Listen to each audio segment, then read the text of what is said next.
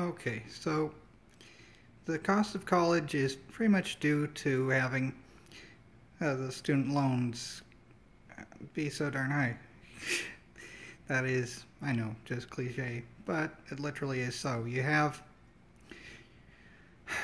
They'll charge as much as they can get away with, and as long as people are willing to sign up for them because they feel like they have to, they're always told from birth that they must go to college, must do this, must do that.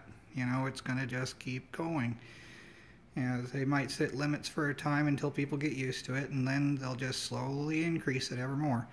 So the way to solve this is to no longer have student loans, especially ones by the schools themselves, because that just is type of extortion in its own way too, where they hold your degree hostage, and it's just, like, until you pay this off, your credentials aren't meaning anything, even though you spent all that time studying anyway. You got all the grades you needed to, and it still counts for nothing because you can't pay them back, and you need the job that you might find if you're one of the lucky ones within your field.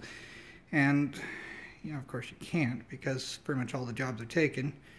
STEM, everything. It's, all the jobs are filled pretty much. Of course, you have Cook statistics which say, oh, unemployment is low. Yeah, how many millions are still unemployed and unable to find work? Yeah, okay. Or so many open jobs. Yeah, but picky employers that have so many thousands of applicants, probably only hundreds, but either way, they're super picky and they're always firing people, or people are always quitting because, having a job market where it's an employer's market, they just become picky over the littlest things. And of course, the control freak type ones are even worse. But, cut out student loans and only have grants that are already there available. Not newer ones, not just, raising the grants to cover the costs of current colleges. No, cut down how much is offered, and schools will decrease their prices. Their prices are entirely fake, just about. I mean, sure, there's a base cost, and teachers should be paid, but teachers aren't paid that much, are they? I've heard professors complaining about how little they're paid, and I don't know exactly the details of that, but some people think $50,000 is nothing. It's like, yeah, where are you living? But anyway, it's just, you're for a.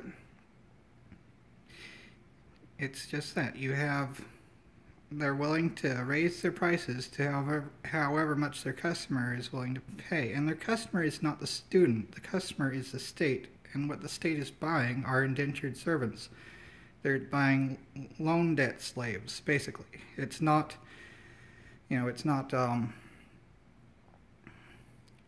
students, it's just this way or the highway. And, it's just wrong how that happens like that.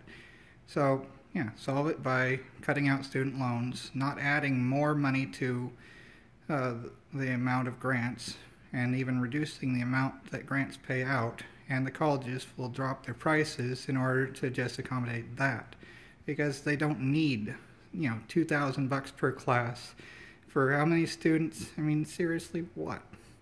You could have it probably, I don't know exactly, maybe a couple hundred per class, and it would more than cover the fees. But, they'll just raise it until it's $1 billion per class if they could, because, more money better for them. But for students that are permanently in debt, they're never going to get out of it, and that works fine for the state because, because of the accounting equation, basically, where assets equal liabilities plus equity. So instead of counting equity, which would equal assets minus liabilities, they count it as an asset, all the debt, basically. That is a simplistic statement, but, more people enslaved the better is how they do it, even though it's not technical slavery, it still is. So, yeah, that sucks.